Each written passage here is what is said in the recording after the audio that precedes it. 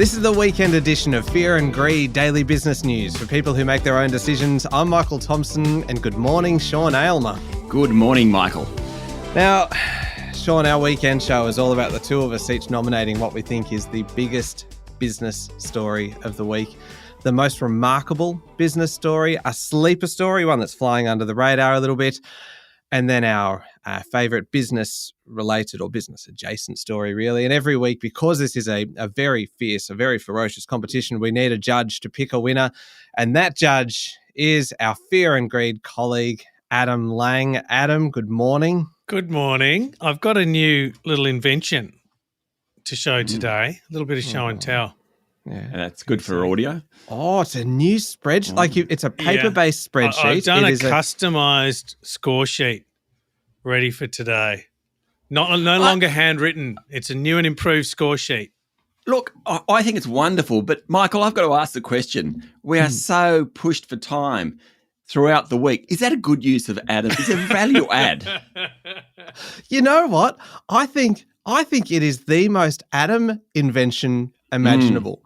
And the fact that I even described it as a paper-based spreadsheet instead of a scorecard tells me that I've been hanging around with Adam Way too long. Yeah. Now, I'd just like to thank the great Tim Burrows for the last couple of weeks' efforts. Now, I've been away, obviously, so he judged you two, and I love the way he started aggressive, stayed aggressive, finished aggressive, often against Adam. Yeah. Tim? Quite true. The great man from Unmade who remained very aggressive about the CEO of Nine, Mike Sneesby, this week leaving. Very aggressive. Tim, keep it up. Well done. Thank you. Yes, well played, Burrows. Welcome back anytime.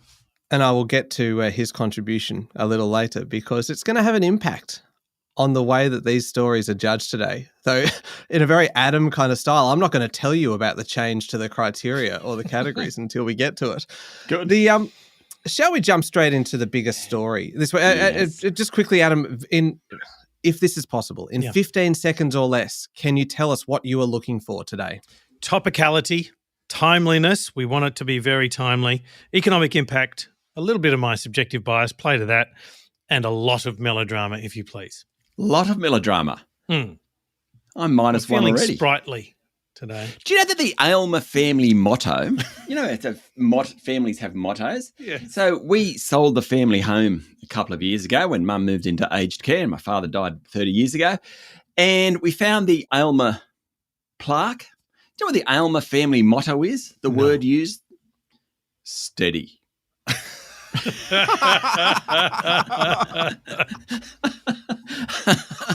How boring can that be? Is that it? Just Steady. Steady? The opposite to melodrama. Adam? Steady Aylmer. So rather than being melodramatic, I am talking about a story today that actually matters to listeners. Oh. That's what it should be all about. The Australian share market. The past week, we've seen record highs from Commonwealth Bank, Macquarie Group, WiseTech Global. The other three big banks are near 7-year highs. Wesfarmers has come off a bit, but it's within striking distance of a record. Even Telstra is trading around a 1-year high. Maybe not CSL, maybe not the big miners, though the lithium and uranium stocks, didn't they have a cracking week on threats of supply reduction from China in the lithium case and Russia in the uranium case? There's this growing confidence that the economy is going to land softly, as in not go into recession, and we will start to get rate cuts next year. The threat of inflation is still there, but it's receding, and that's giving investors confidence. The talk is increasingly turning to the labour market and keeping unemployment low. This week, we had the Reserve Bank Chief Economist Sarah Hunter give a talk on full employment. That's when the labour market neither adds nor detracts inflationary pressures to the economy. It's a tricky one to pin down, but market economists think it's about 4.5%. We're at 4.2%. The Reserve Bank reckons we'll get to 4.4% by the end of the year. That's when we can start looking for rate cuts. Just the fact that we're talking about the labour market, not inflation, well, not quite as much, that is very significant. Anyway, all this calm about the economy is helping equity markets. This is coming as all the earnings season news is factored in. We're a couple of weeks past that. And so, Adam, if you go and look at your superannuation balance, it'll look pretty good at the moment. And this week, it really has been all about the market. Michael, stop frowning like that. I'm not frowning. How many stories do you want to combine into one here? Don't get thrown off your game, Sean. No. Stay strong, steady. Fear and greed, steady. Fear and greed, Fear and Greed, the name, comes from Benjamin Graham, I think it was, that said all markets are driven by fear or greed, which is hence the name of our podcast. So if you're not backing a market story, then stop trying. Michael, over to you. Beat that. Oh, golly. Goodness gracious me. I mean, obviously, Adam, it's up to you to rule on the point of order of how many stories that Sean just combined into one. Tim Burrows never stood for an omnibus story. Just going to point that out. The biggest single story, I'm going to make that distinction here. The biggest single story, not just in Australia, but right around the world this week. And keep in mind, please, keep in mind that we are a truly global podcast. We are a global podcast, so this is a global story with global ramifications, stretching obviously right around the world because that is global. The campaign to become the next president of the United States was blown wide open this week by the debate between Donald Trump and Kamala Harris, according to pretty much every poll and plenty of commentators on both sides. I will point out, on both sides, Kamala Harris won the debate. Now, the thing that gets me is just how different a display it was from the last debate between Trump and Joe Biden. To an extent, Kamala Harris went into this an unknown quantity for a lot of voters, and tens of millions of people watched as she laid trap after trap for the former president, for Donald Trump, and he just walked right into them. He had illegal immigrants eating people's pets. You had sex change operations for illegal aliens in jail, the execution of babies after birth, an endorsement from the Hungarian prime minister, who is widely considered to be a dictator, Trump's multiple bankruptcies. It was a far cry from the last debate when Trump ran rings around Joe Biden. And in case that wasn't enough to invigorate the Democrats, who are already quite invigorated, but now they are ultra invigorated. So what would that be? Like quite invigorated to ultra invigorated? It's about a 40% increase in invigoration. Like if I must quantify it as 40 to 43%. So would mega be 60 or 70%? 60 to 68%, correct. Yeah, right. Thanks. Good. You've got to be precise about this. Write that down, please, Adam, on your new little paper-based spreadsheet.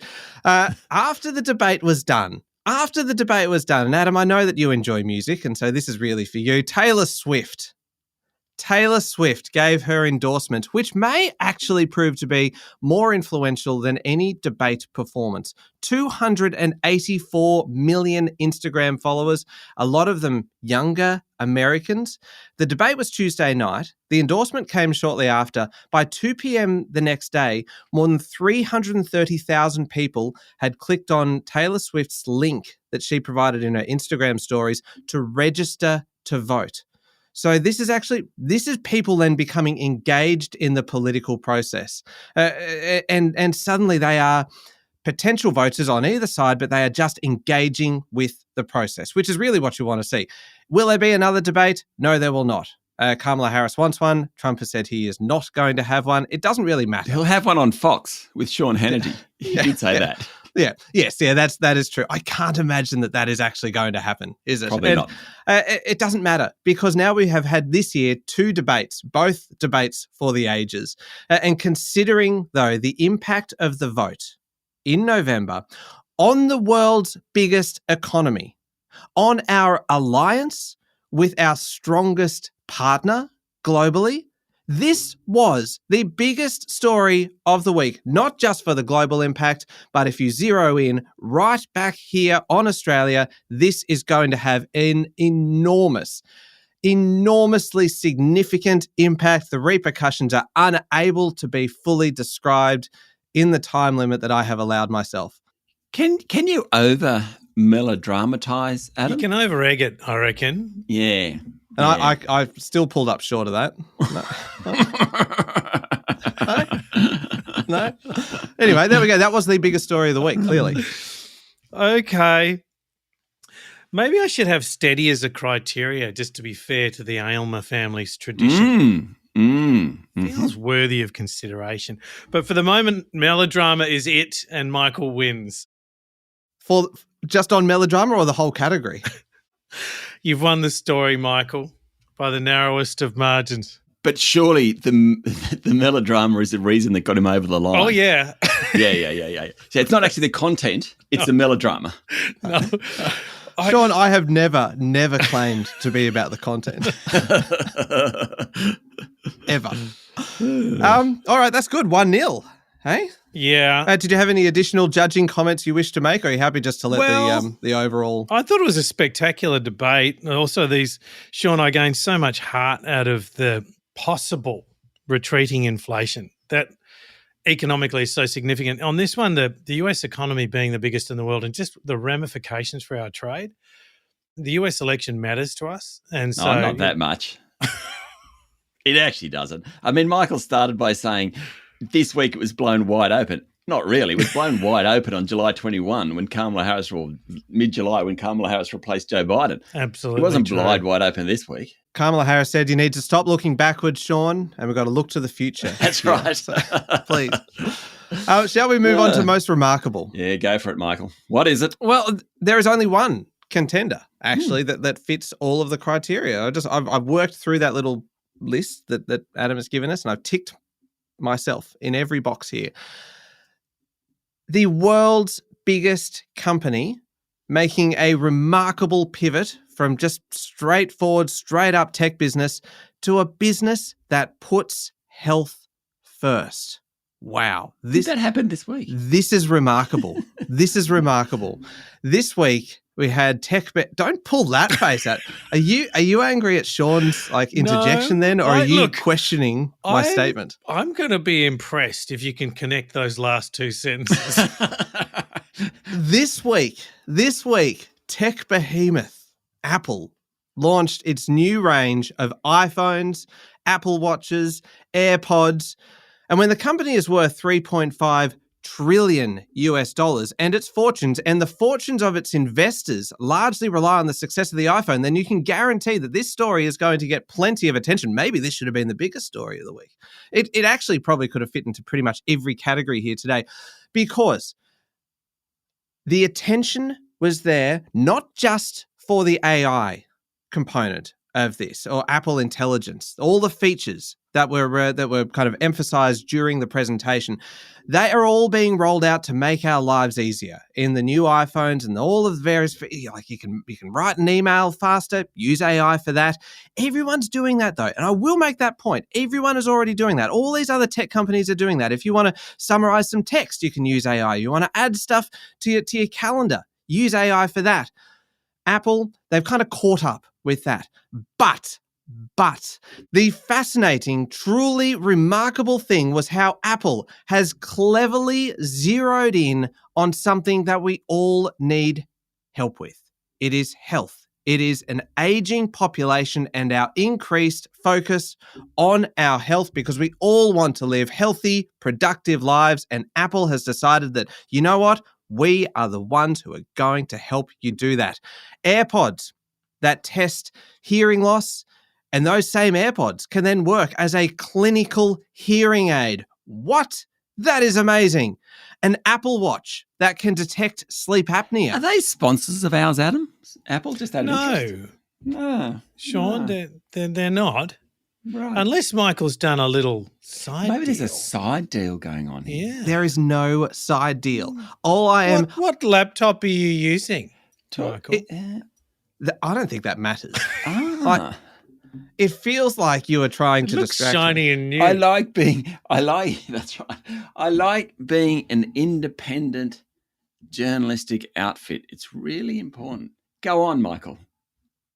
I'm not swayed by the type of laptop that I'm using, or by the type of phone that I use, or by the type of watch that I wear. It is purely coincidental.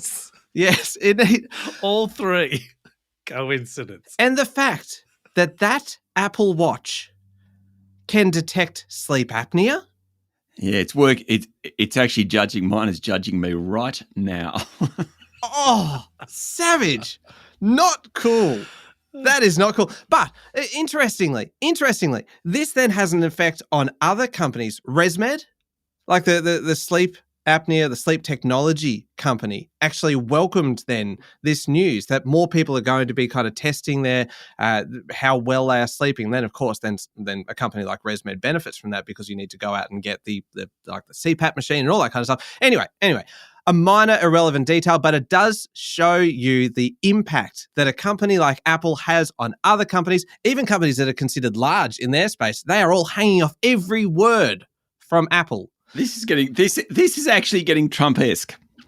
I'm sorry, that's the only way I can put it. It is getting Trump-esque. It is so over the top. Just like he won the debate during the week. In fact, it was the best debate he's ever done. Michael? Add it all together, just in 10 seconds. Health benefits, faster charging times, better and bigger screens, the AI enhancements. And get this.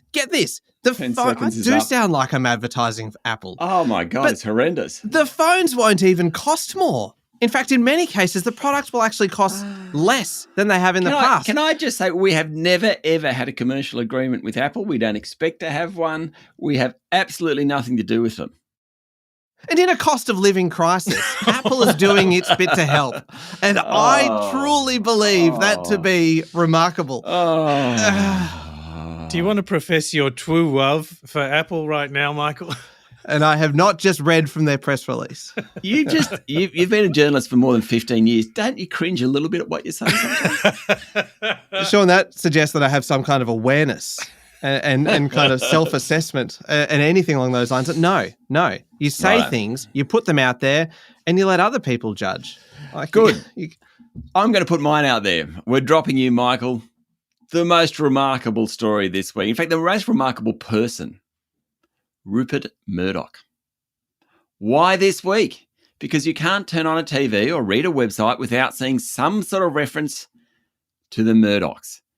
Now, my take is just a little bit different.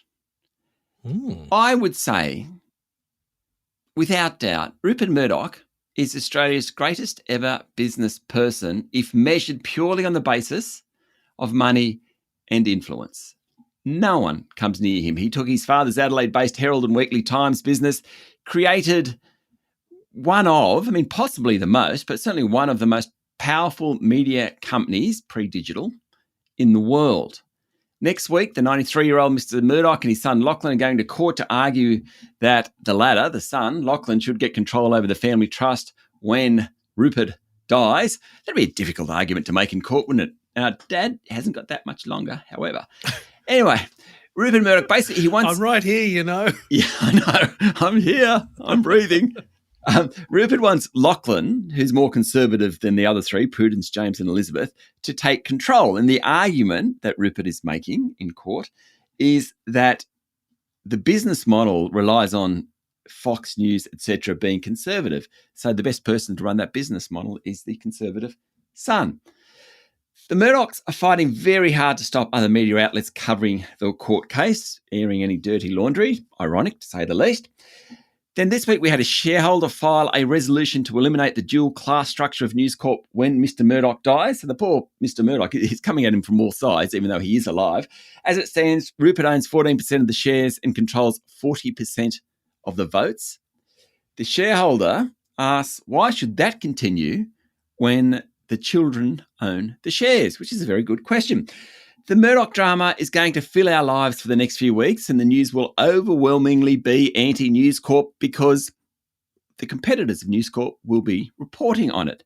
Now, don't get me wrong, News Corp has been the evil empire at times, certainly to some people.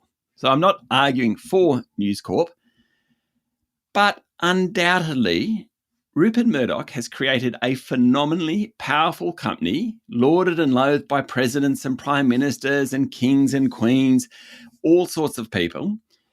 Like it or not, his kingdom has actually helped democracy evolve. It's been a very loud voice for conservative politics. Maybe you don't like it, right? But it's actually put that side of politics and the arguments from that side of politics forward and made it a major player. So Fox News is the antithesis of CNN News in the US. That's not a bad thing to have two sides of the story. Keep all that in mind as the News Corp drama unfolds in coming weeks. Like him or loathe him, Rupert Murdoch is truly remarkable. Adam. Not a difficult choice, this one. Sean wins. Oh. Michael's face.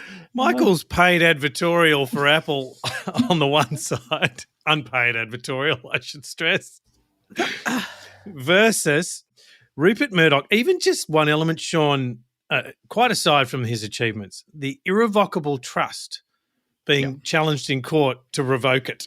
that is remarkable. The voting class, very interesting, and it's quite a spectacular. In Reno, Nevada, isn't it? In this courthouse, a very significant decision will be made. It is remarkable. Yeah. Yeah, but what about the hearing aids with the AirPods? Mike, so look, yes, there's elements of remarkability about it, but there's nothing particularly revolutionary this week. I would argue that they're all evolutionary and they've been on this journey for some time. These are the biggest product redesigns and relaunches in years. 1-1. Let's go to the break. We'll be back in just a moment.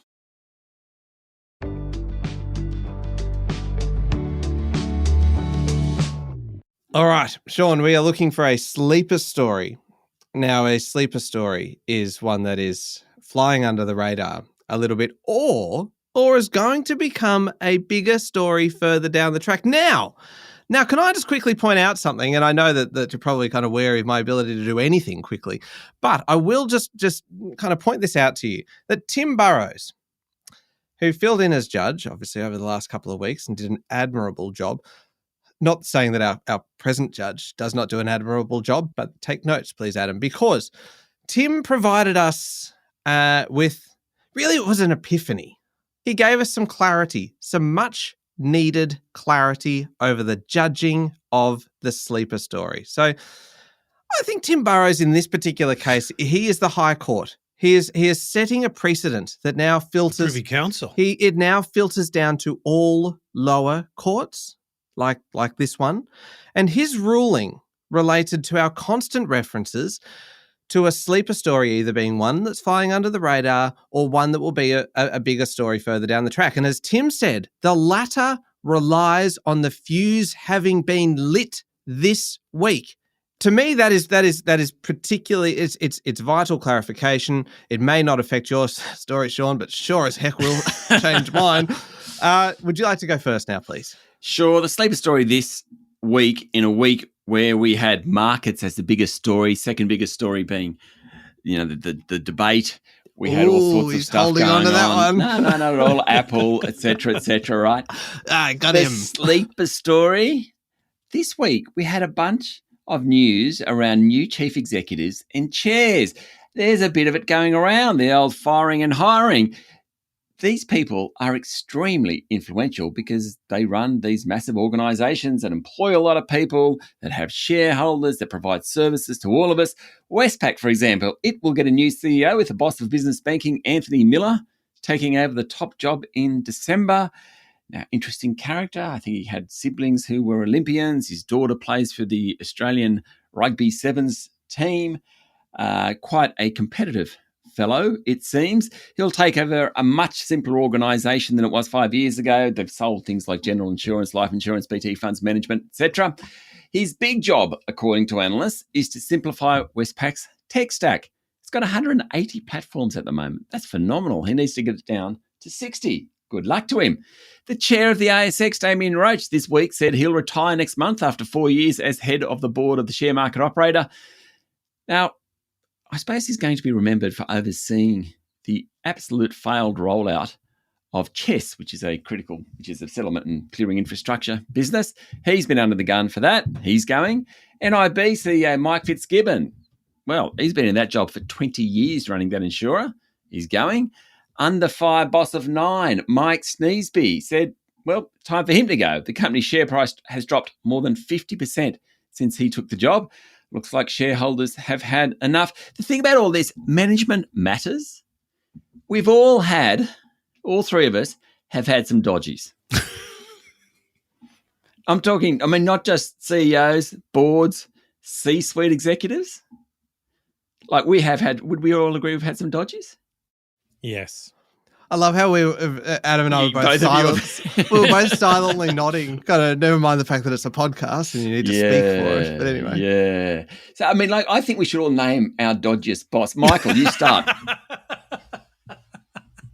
How do you narrow it down? Look, the point of all this, there's going to be a bunch of new CEOs, chairs. And do you know, Michael, who I think would be a wonderful option as a CEO of a listed company, be it in health insurance, be it in media where he has a background, be it in the ASX for all that matter. Do you know the man?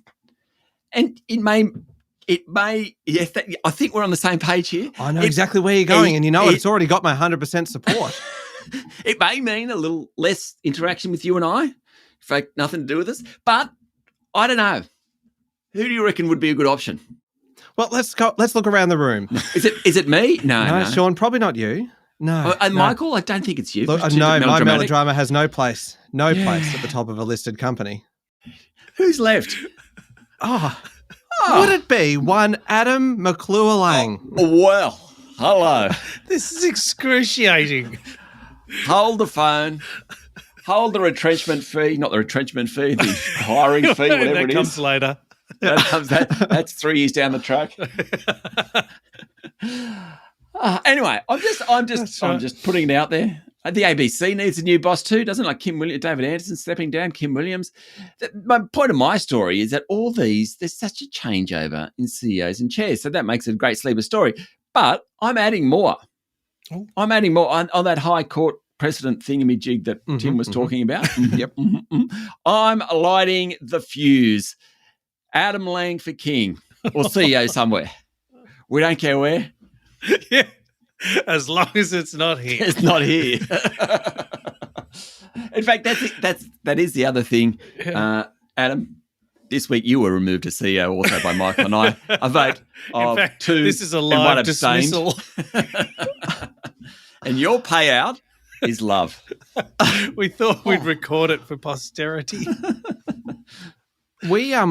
We've started some pretty dodgy campaigns on Fear and Greed in the past, and I'm going to say this is not the dodgiest. This is actually this has got legs. On a relative basis. Yeah. Well, Adam has run a listed company before. Yeah. Yep. If you had to pick one of those, Adam, which one would you want to do? Oh God, can we move on? ASX, NIB, Nine Media, ABC, or Fear and Greed. Well, the one I know least about would be the ASX, but it's also the one where I fear I could do the least harm. Yeah, ASX then. Let's on it. We're on it. All right, Adam for lock him ASX. Good. Signed up. Done. Chair, that is, by the way. Chair. That's not a CEO. That's a chair. Michael, sleeper story. All right, quick sleeper. Very, very quick sleeper. Fuse. The fuse. It was lit. Tim Burrow's fuse.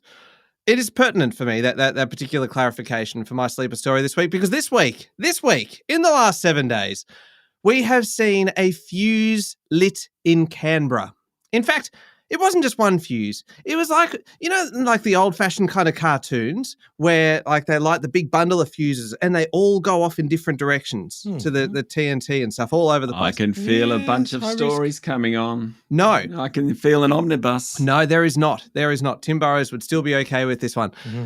Fuse number 1. I mean, obviously not a good sign when I'm listing now the fuses, but bear with me. Fuse number 1. Social media bans for teenagers. Yes, there's been talk of this for a while, but this week, it became a commitment from the government, a vow. I thought you were going to say it happened, and you said it's a commitment. Well, this is why it's a sleeper story. Right. This is why it's a sleeper story, because it is going to happen this year. The fuse was lit, right? There was a vow that a ban will be introduced this year. That sounds to me like a fuse being lit, and I suspect it sounds like that to both of you too. They are just consulting now over the age limit, 14, 16, who knows, but this could be a head-on collision with the social media giants. I think this is all fantastic news. I think any kind of clarification, particularly for parents over this kind of thing, and if you are actually then relying on the rules, the laws that are in place, then it makes that decision so much easier. This podcast is taking a long time this morning, isn't it? That's fuse number 1. Fuse number 2. The biggest overhaul in aged care funding in 3 decades. The government and the opposition striking a deal on the Aged Care Act, including extra funding for supported home, new laws to protect older Australians, but wealthier older Australians will have to pay more. These are big changes designed to both save the budget money, make the system more sustainable into the future, and hopefully make the aged care support, particularly the at-home care, more accessible. This was Fuse number 2. Lit this week, set to become a bigger story as all of the details are revealed and older Australians understand just how it's going to affect them. I could go on with other fuses. You are going on. I'm not going on, Sean. I'm just adding the colour. I'm not going to expand on any other fuses because you know the other sleeper element that unites these two stories, right? It is a very, very, very exceedingly rare case of bipartisanship in Canberra. It doesn't happen very often anymore. But here we've got Labor and the Coalition agreeing that something needs to be done about social media because it was an opposition policy and now it is a government policy as well. And then we've got Labor and the Coalition agreeing to aged care reform, a remarkable sleeper story. 2 prongs to the sleeper story. 1, that these stories are going to become bigger stories further down the track. And then 2, the fact that there's actually bipartisanship. There is actually cooperation in Canberra. We never see this. Done. I'm done. I'm done. I'm done. I'm stopped. I'm finished. Yes, both very interesting. Actually hard to split. So I'm going to call it a draw. Sean, absolutely true. There's a real changing of the guard in executive and board ranks on ASX-listed companies, and very, very interesting. Social media bans, God, that's going to be interesting to watch. That'll be explosive if that comes in. Aged care funding, as you mentioned too, Michael. But I'm just going to focus on fuse number 1, try and limit your omnibus tendencies. Social media, that's a big one. So split, draw, even, 1.5 each. 1.5 to 1.5. It all comes down to the favourite story. Would you like me to go first on this one, Michael? Yeah, sure. Go for it. I will. Favourite story, the Cavendish banana. Well, hello. Good call. Hello. Why? So many uses. The Cavendish banana, last weekend, 2 biotechnologists went to Darwin, drove the Kakadu Road to Humpty Doo, and they tasted the first genetically modified banana grown in Australia. Bananas are the country's highest selling fruit. 5 million bananas are eaten every day. The GM banana, dubbed QCAV4, was granted final approval for human consumption in April. Only now have they been able to grow it. Let me tell you about bananas. This is why it's my favourite story.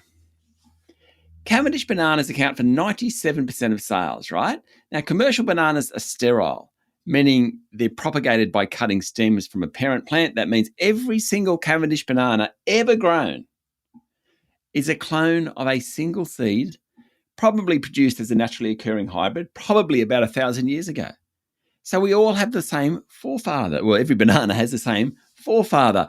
Now, the lack of genetic diversity means it's vulnerable to bacterial disease. There was a thing called the Panama disease many years ago in South America that wiped out huge amounts of bananas.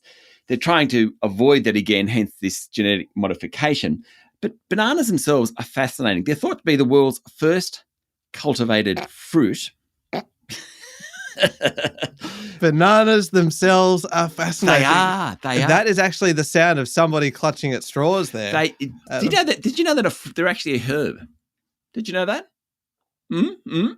No, I don't think I did. Oh, I actually don't know whether I cared. What's a bunch of bananas called? A hand. Well done. Oh, It's a hand. okay. No, it is. It's a hand, and a single banana is a finger.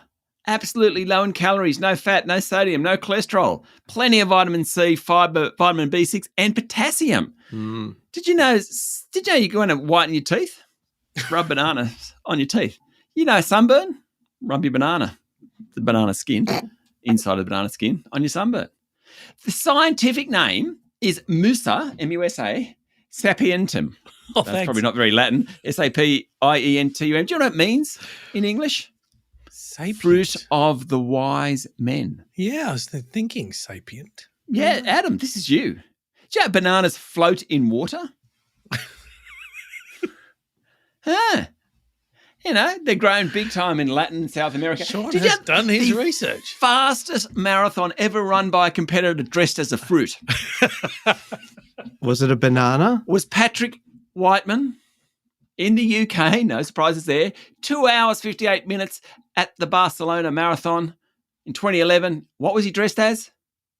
A banana. The record for eating bananas. A man in India once ate 81 bananas in half an hour. Oh, And that's obscene. to bring it home, Adam M. Lang, more songs have been written about bananas than any other fruit. I'm thinking of one. Can you guess what it is? It's got pajamas involved. Harry Belafonte's Banana Boat song. Yes. I see Tally me bananas in banana. pajamas. Beautiful. Yeah. There you go. I close my case. Hard to beat. Okay. Banana facts. Mm. Can we talk about Can we be serious, please? Because this is a serious business podcast. We need to be serious. My favourite story, we need to talk about OnlyFans. And there's no crossover between these two stories. In particular, the extraordinary growth of a platform that only began 8 years ago. 8 years ago. Since then, the number of creator accounts has grown to 4.1 million. Whoa. What are they creating, though? That's the Well, question. I'm glad you asked. They are creating content. They are creating Of a content. particular genre, Michael? Oh, please, Adam. This is a serious business podcast. And yes, my understanding is that the majority of the caveat, content my understanding, a friend told me. is somewhat adult in nature. Uh-huh. But it is not just erotica. Sports stars, musicians, chefs, plenty of people also have content creator accounts producing content of a non-erotic variety. Why is this my favorite story? Excellent question. Because OnlyFans, regardless of what you think about it from a moral standpoint, has been a remarkable business success. And we found out this week just how successful it has been. 8 years ago, the founder started it with a $10,000 loan from his father.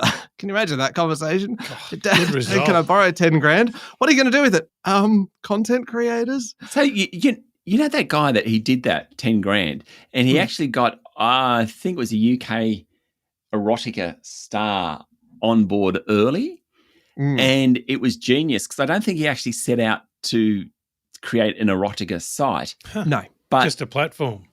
Yep. yeah. And she came on board and suddenly porn stars were paid directly, which, Michael, I don't want to support your story, but content providers should be paid directly. So, Well, and this is the Yes, thing go on. that we found Sorry. out this week, that using that model, OnlyFans has paid out $6.6 billion in the last year to content creators. This is actually going to the people making the content. Another $630 million went to Leonard Radvinsky, the man who now owns the site. Now, I did do a little research into OnlyFans, not your I'm kind of sure research, you Adam, not a did. deep dive, just some superficial Googling. Mm.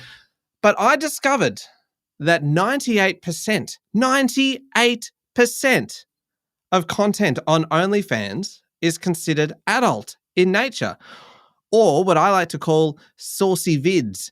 That means that 2% is not a saucy vid. And that 2% is where fear and greed comes in. Because Okay. 2% of that $6.6 billion is still $132 million. $132 million. Fear and greed OnlyFans. We deserve a share of that. And even if that means that we're having to do business news with just our socks on and maybe a tie or something, it's a very niche kind of appeal, I suspect. But we deserve a share of that 132 million. And Adam, I'm suggesting that as the soon to be ex-CEO. as the incoming chairman of the ASX, that you should spearhead this move onto OnlyFans for fear and greed. But isn't that a fantastic story overall? I'd like you to spearhead the move too on OnlyFans. Yep, it's unanimous. Me? Oh, God. Yeah. I'm too steady. Mike's too melodramatic. We need someone in the middle. The only one with a tie. So suddenly the ASX is looking very enticing for Adam. Please. Okay. Great work. Bananas versus OnlyFans. Cavendish bananas win. I think this is a wonderful story. I know this is purely subjective bias, Michael, because yours was a red hot crack. I shouldn't use that terminology. And there's no terminology you can use without some inference or euphemism. Oh. It's a great story. The OnlyFans business model is incredible. Like what it's done to people able to earn money for themselves on this platform, quite incredible. But I love the fact that Australia becoming the food bowl of the world, and we found another way to make more crops here, more food. And the staggering fact that there's 5 million bananas eaten every day in this country, that's incredible. So clearly that matters to more people. And teeth whitener, stuff like that. Sunburn. 2.5 to 1.5. Yeah. So, thank you. What was the score? Well, Michael, a very creditable 89 points, and Sean 92. That is a trouncing. Well, thank you, Adam Prude McClang. Adam Prude McClang. McClang. I've given him like a full kind of a Scottish kind of surname. I feel as though I have been discriminated against here just by going for the saucy angle. And if I'd just gone with like boring old fruit and vegetables or herbs, as Sean told us, I would have been okay. Legit story. You went for these saucy vids. Yes. Yeah. Look, I think it's the people's choice, but it's not up to them. It's up to Adam. So, Adam, thank you very much for your judging today. Oh, thank you, Sean, and thank you, Michael. Thank you very much, Sean. Congratulations. Thanks, Michael. Thanks, Adam. Well done. And make sure you're following the podcast. Join us online on LinkedIn, Instagram, TikTok, Facebook, and X. I'm Michael Thompson, and that was Fear and Greed. Have a great weekend.